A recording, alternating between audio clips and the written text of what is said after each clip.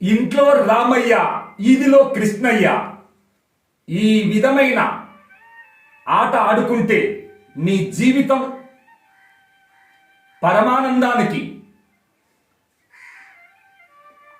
పరమ సౌఖ్యానికి పండగ చేస్తుంది. రాముడు ఇంట్లో రాముని లీల, ఈదిలో కృష్ణుని లీల. బ్రతుకంతా ప్రేమ బృందావనమై పులకిస్తుంది. మిత్రమా,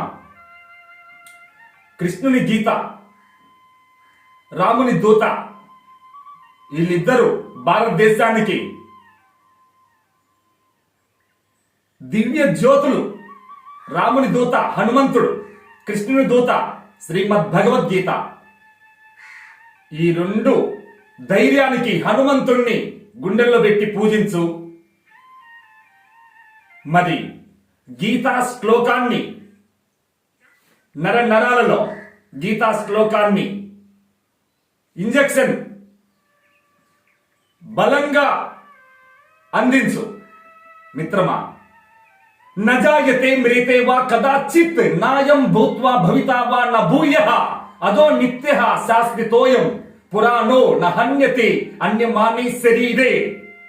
ఓ భారతీయుడా, ఓ ప్రియమైన నా యువ సోదరి, నా ప్రియమైన యువ సోదర, గీతా జ్ఞానం అనే క్షీరాన్ని గ్రోలు.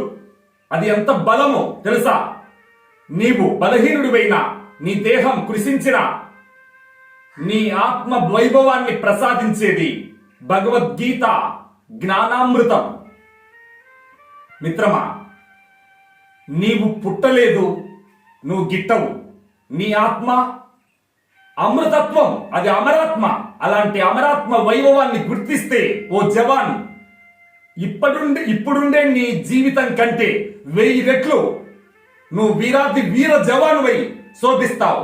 గీతను నేర్చుకో, నీ రాతను మార్చుకో. మిత్రమా, గురువును చేరుకో, బరువును దించుకో. ఎక్కడైనా ప్రపంచంలో దరువు కొట్టి దండోర కొట్టు. ఓం స్వస్తి.